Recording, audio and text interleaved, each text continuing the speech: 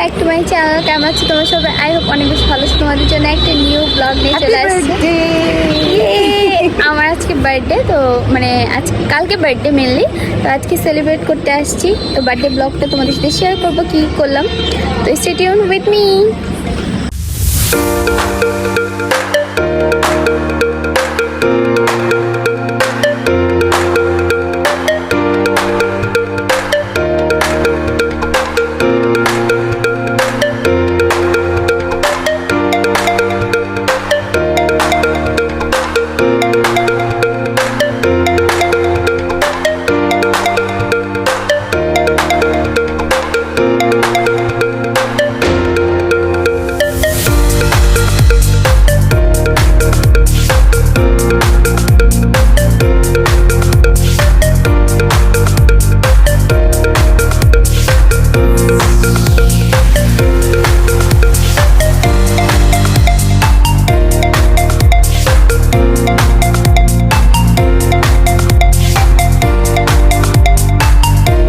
So guys, আমরা চলে আসছি একটা রেস্টুরেন্টে। দেখতে পেলাম আমার বর আমাকে কত সুন্দর করে একটা বার্থডে সারপ্রাইজ দিল।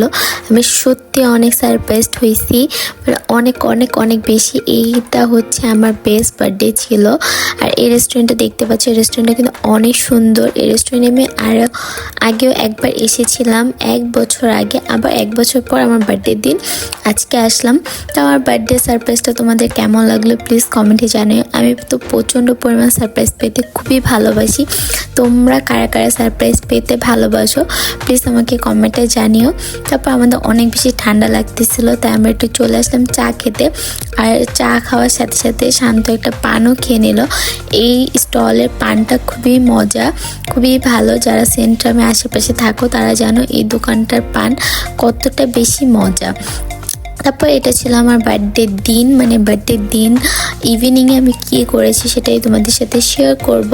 তো এখন চলে আসছি চা খেতে, কজ উইন্টারে মানে সন্ধ্যাবেলা চা না খেলে ভালোই লাগে না। কারা কারা চা খেতে ভালোবাসে? আমি অ্যাকচুয়ালি চা খেতে অনেকটাই ভালোবাসি।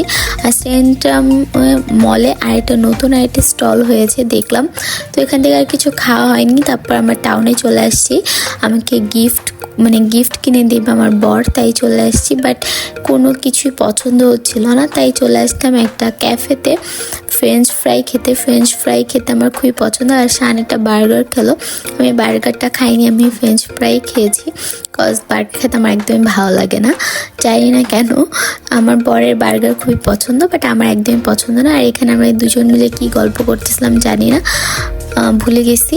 অনেকদিন আগের ব্লগ, যে অনেকদিন না 2-3 দিনের আগের ব্লগ।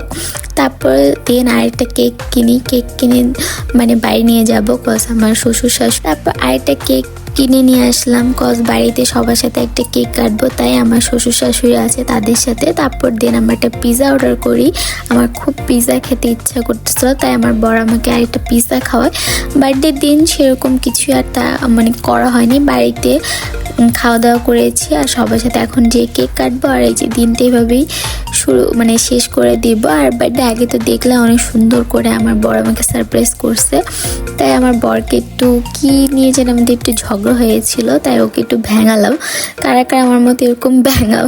আমি অনেক ভেঙাই সবাইকে। যাই হোক, আজকের ব্লগটা এই অবধি। আমার ভিডিও দেখে তোমাদের কিছু ভালো লেগে থাকলে ভিডিওতে একটা লাইক করে দিও, আর চ্যানেলটা সাবস্ক্রাইব করতে একদম ভুলো না। Thank you for watching. Tata, good night, ভালো থেকো তোমরা সবাই। নেক্সট আরেকটা ব্লগে তোমাদের সাথে আবার দেখা হবে।